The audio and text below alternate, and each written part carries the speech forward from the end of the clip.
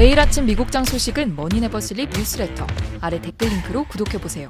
지난 6월 중순부터 8월 중순까지 상승장이 이어졌죠. 이제는 그때가 베어마켓 랠리였다고 대부분이 평가하고 있죠. 경제 위기를 예측하기로 이름난 투자자 제러미 그랜섬이 지금 시장이 버블의 마지막 단계에 도달했다는 글을 발표했습니다.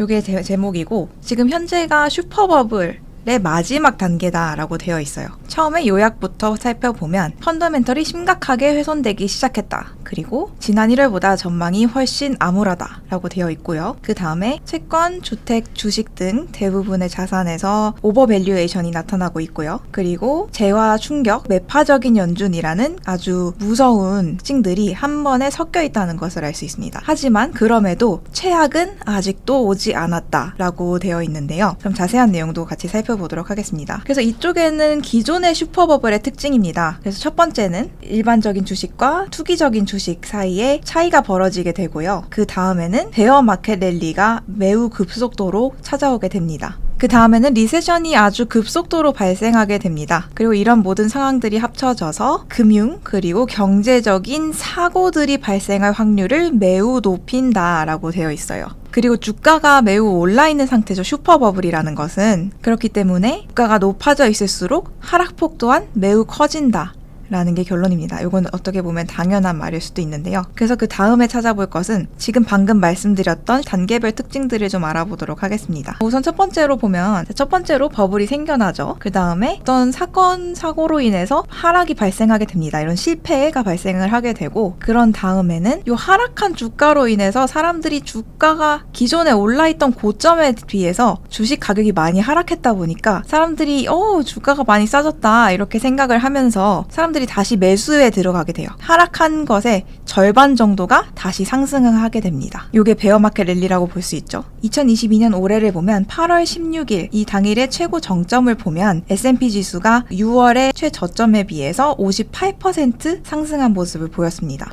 이런 모습이 보였는데요. 지난 사례들도 보면은 1929년 때는 46%가 올랐고 이것은 손실 난 것에 비해서 55% 회복을 한 것이었고요. 1973년에도 59%, 2000년도에도 60% 이렇게 회복을 하는 모습이 보여졌죠. 요 1, 2, 3, 4번이 모두 요 슈퍼버블의 특징을 보여주고 있는 건데요. 2022년 올해 또한 이전의 슈퍼버블들과 같은 특징을 보여주고 있다라는 게 그랜섬의 주장입니다. 그래서 펀더멘털이 지금 훼손되기 시작을 하는데요. 펀더멘털이 왜 훼손되는가에 대해서 알아보도록 하겠습니다.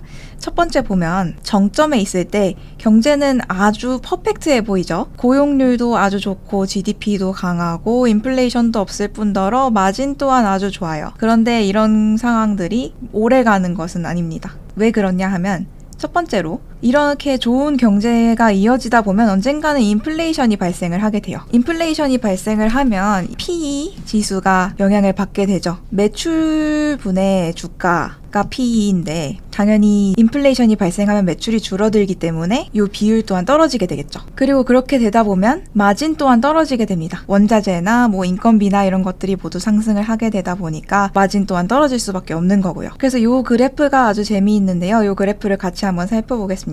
GMO의 자체적 모델인데요. Explaining PE라는 것이 있어요. 이 GMO의 모델에 따르면 PE10이라는 게 있죠. 경제학자 로버트 실러가 만들어낸 지수인데요. 경기 조정 주가 수익 비율이라고 해서 물가 상승률을 토대로 10년간 S&P 500 지수 평균 PER을 도출한 것이 바로 이 PE10이라고 볼 수 있습니다. 그래서 여기 빨간색이 GMO에서 예측한 이 PE10이에요. 보시면 이게 Realized PE10은 실제 PE10이 어떻게 움직였는지를 보여주는 거고요. 이게 보시면 계속 비슷한 추세로 움직이죠. 이렇게 움직이는데 지금 현재를 보면 여기 이렇게 차이가 나고 있어요. 여기 보시면 이거를 자세히 들여다본 것이 이 그래프인데 실제로는 여기 30보다 조금 위의 수준에서 40에 가까운 수준으로 올라가는 반면 예측된 모델은 30선에서 아래로 쭉쭉쭉쭉 떨어져서 20에 가까워지는 모습을 보여주고 있죠. GMO의 모델은 PE12, 20배보다 조금 아래에 있어야 된다. 원래는 지금 이렇게 20보다 더 아래로 떨어지는 것이 맞다라고 하는 거죠. 이 지점이라고 할 수 있는데요. 실제로는 이 PE12 한 34 정도까지 올랐습니다. 근데 이제 앞으로 예측된 모델을 보면 이것이 더 떨어져서 15배 정도까지 떨어질 것이라고 해요. 그래서 그랜섬은 만약 기업의 수익이 떨어진다면 이 PE10은 예상보다 더 크게 하락할 수 수 있다라고 얘기를 하는 거예요. 보시면 요 2009년과 2015년 사이 시점을 보면 여기 예측된 시점보다 훨씬 더 떨어지는 것을 볼 수 있죠. 요 밑에 부분도 재미있는데요. 지난 3번의 슈퍼버블과 오버밸류에이션이 발생하면 2.5 시그마 오버밸류에이션에서는 언제나 50%가량의 대하락이 뒤따랐습니다 라고 되어 있어요. 2.5 플러스 시그마라는 게 뭔지 한번 살펴볼게요. 요게 그랜섬의 인터뷰예요. 보시면 2 시그마라는 게 통계 용어인데요. 2 시그마 이벤트라는 것은 아주 랜덤한 상황에서 44년마다 발생하는 이벤트라고 할 수 있어요. 사람들은 실제로는 그만큼 효율적으로 움직이진 않기 때문에 이런 2 시그마 이벤트는 사실상 주식시장에서 35년마다 나타난다고 할 수 있겠는데요. 2 시그마 이벤트가 2020년 7월과 8월에 발생을 했는데 요게 3,500선이었어요. S&P가 3,500선이었고 3 시그마가 4,500에서 4,600선이라고 되어 있죠. 지난 2021년 12월에 S&P 500이 4,800선까지 올라갔었어요. 그 말은 3 시그마보다도 위에 있었다는 얘기죠. 지금 현재 S&P 지수가 3,899.89 이렇게 되어 있는데요. 그럼 2.5 시그마, 2 시그마가 3,500이었으니까 3 시그마보다는 아래. 그래서 2.5 시그마 플러스라고 볼 수 있는 것이고요.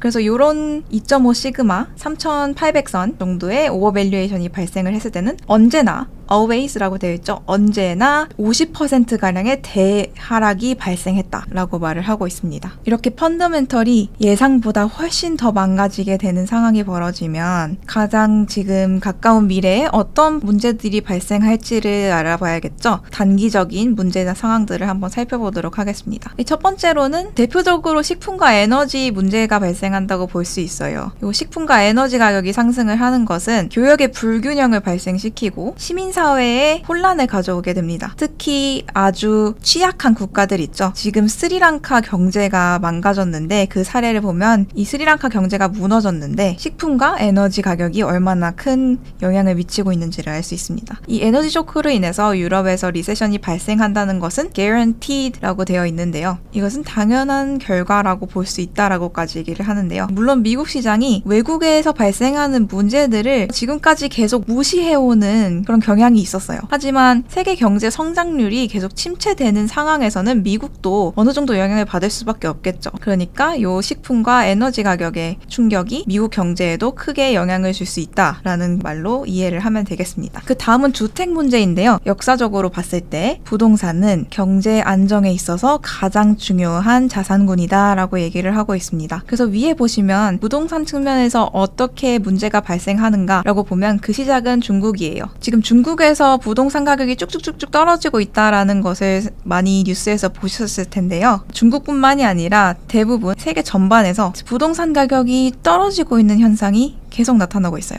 미국에서도 마찬가지죠. 평균 수준에 비해서 가격이 아주 급속도로 떨어지는 현상이 발생하고 있어요. 그 다음으로는 세계 중앙은행들이 재정적 긴축에 들어갔다는 점을 들 수 있어요. 역사적으로 봤을 때 재정적 긴축이 발생한 다음에 기업의 이윤이 떨어지는 것, 그 사이에 아주 강한 인과관계가 있다는 것이 증명이 됐다라고 얘기를 합니다. 그리고 그와 동시에 지금 미국에서는 기업들이 주식 바이백을 하는 것에 대해서 세금을 매기고 있어요. 세금을 매긴다는 것은 미국 정부가 이 자본과 노동 사이의 관계에서 어느 편에 손을 들었는지를 알 수 있다라는 건데요. 지금까지는 자본의 편을 드는 경우가 상당히 많았죠. 그런데 이제는 노동자의 손을 들어주는 기조로 흘러가고 있다는 것이 이 단락의 핵심입니다. 그렇다는 것은 기업들은 앞으로 반독점 관련 문제들에 맞서야 할 것이고 이런 상황들은 소비자들에게는 어떻게 좋을 수도 있겠죠. 하지만 주식 투자자들에게 있어서는 별로 좋은 소식은 아니라고 볼 수 있습니다. 장기적인 문제들은 좀 당연한 것들이에요. population, 인구 문제는 고령화, 저출산을 아주 큰 문제로 들고 있어요. 이것은 지금 다들 알고 계시는 것이라고 생각을 하겠습니다. 그 다음으로 특히 재밌어 보이는 것이 이 fertilizer 문제인데요. 비료죠. 비료 같은 것들이 부족해지기 때문에 앞으로 식품 생산에도 문제가 생길 것이고요. 그렇다는 것은 식품 가격이 앞으로 계속 오를 것이다. 장기적으로 오를 것이다 라는 것을 의미를 하는 거고 그리고 앞에서 살펴봤듯이 식품 가격과 에너지 가격이 올랐을 때 어떤 문제가 발생하는지 우리가 다 살펴봤었죠. 그런 것들에 이제 앞으로 경제에 악영향을 줄 수도 있다는 것이고, 요 다음에는 뭐 ESG 관련한 문제들이에요. 기후와 출산율, 식품, 그리고 다른 자원들, 이런 것들이 단기적으로 인플레이션을 발생시키고 있고요. 물가를 상승시키는 현상이 나타나고 있고, 성장률은 떨어지게 만드는 그런 현상이 벌어지고 있다고 할 수 있습니다. 이것들은 모두 다 합쳐졌을 때 인류의 장기적인 생존에도 문제를 일으킬 잠재력이 있다라고 보는 것이고요. 지금 여러분이 가장 궁금하신 것은 그래서 주식시장이 어떻게 된다고 일 텐데요. 그랜섬이 말하는 것은 아주 강력한 피날레를 준비를 해라 라고 하고 있어요. 이전에 버블이 터졌을 때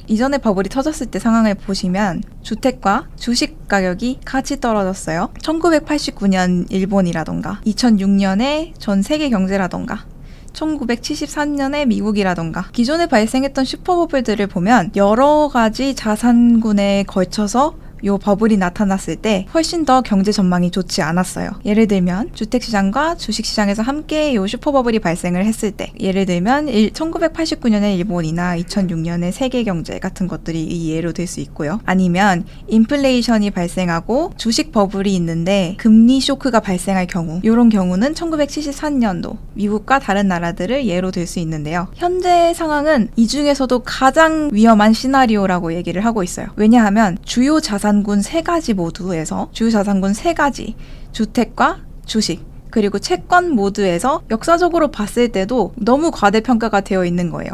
특히 지난해 말을 기준으로 했을 때. 그렇기 때문에 우리는 역사적으로 많이 올라 있는 상태라면 훨씬 더 큰 하락장이 올 것이라는 점을 예상을 할 수 있는 거죠. 글을 마치면서 그랜섬은 되게 무서운 말을 남깁니다. 만약 역사가 되풀이 된다면 이번은 비극으로 끝날 것이다. 우리는 그 비극이 아주 마이너한 것이기를 바라야만 한다.